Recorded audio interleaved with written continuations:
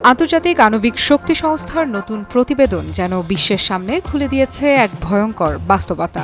Iran এখন ৬০% মাত্রায় সমৃদ্ধ ইউরেনিয়াম মজুত করেছে, প্রায় ৪০৮ কেজি, অর্থাৎ অস্ত্র গ্রেড ইউরেনিয়াম তৈরির দোরগোড়ায় পৌঁছে গেছে তেহরান। কিন্তু প্রশ্ন হচ্ছে, এটা কি শুধুই একটি তথ্যপ্রবাহ, নাকি এই প্রতিবেদনের আড়ালে আছে কূটনৈতিক চাপ তৈরির এক গভীর পশ্চিমা কৌশল? কারণ আমরা জানি, ইসরায়েল বহুবার হুঁশিয়ারি দিয়েছে তারা যে কোনো সময় ইরানে হামলা চালাতে পারে। ইসরায়েলের এক সাবেক সামরিক জেনারেল দাবি করেছেন, আমাদের ইরানে ঢুকতে মাত্র ৭ ঘণ্টা লাগবে।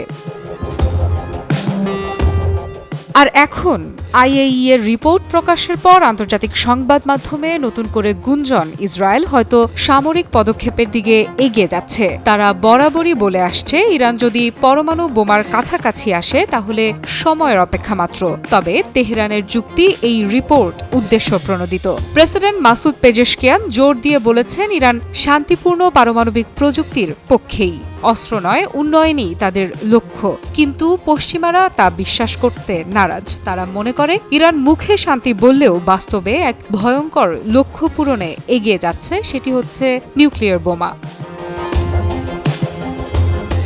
দুনিয়ার পরমাণু ঘড়িতে সময় এগোচ্ছে ভয়ের দিকেই। আন্তর্জাতিক আণবিক শক্তি সংস্থা বা আইএইই এর সর্বশেষ প্রতিবেদন বিশ্বের নিরাপত্তা বিশ্লেষকদের টেবিলে নতুন করে অ্যালার্ম বাজিয়েছে।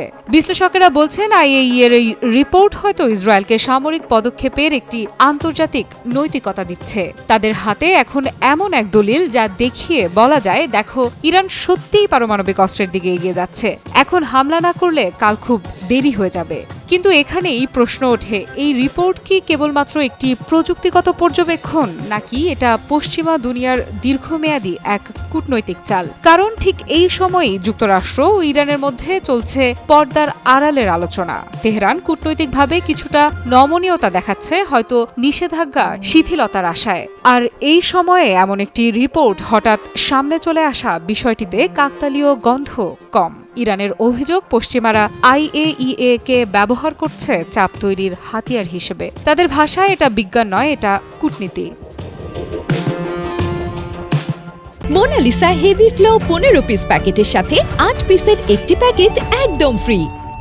এই মুহূর্তে ইউরোপীয় ত্রয়ী ফ্রান্স, যুক্তরাজ্য ও জার্মানি চাপ দিচ্ছে আইএইই এর ওপর, যেন তারা ইরানকে আরও কোণঠাসা করে। রিপোর্টটি কিভাবে প্রকাশ পেল, কি তথ্য ঢোকানো হলো, আর কি বাদ পড়ল, এসব নিয়েও প্রশ্ন উঠছে কূটনৈতিক মহলে। সত্যিই কি এটা শুধু পর্যবেক্ষণের তথ্য, নাকি এটি সেই গুটি যা দিয়ে ইরানকে চাপ দিয়ে আবার টেবিলে বসানো যাবে? হয়তো সুনির্দিষ্ট সময়ের ভেতরেই, যখন পশ্চিমা দেশগুলোর স্বার্থ সবচেয়ে বেশি ঝুঁকির মুখে।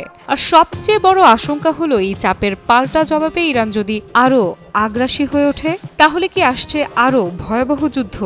ইরান বনাম ইসরায়েল, বা হয়তো পুরো মধ্যপ্রাচ্যই জড়িয়ে যাবে এক পারমাণবিক উত্তেজনার অদৃশ্য জালে। এই গোটা মুহূর্তে দুনিয়ার সামনে দাঁড়িয়ে আছে এক গভীর প্রশ্ন। আইএইই এর রিপোর্ট কি বাস্তব উদ্বেগের প্রতিচ্ছবি, নাকি এটা পশ্চিমা দুনিয়ার একটা মাস্টার প্ল্যান, যার লক্ষ্য শুধু একটাই, ইরানকে থামাও যেভাবেই হোক? আফরিদা ইফরাত, নিউজ 24।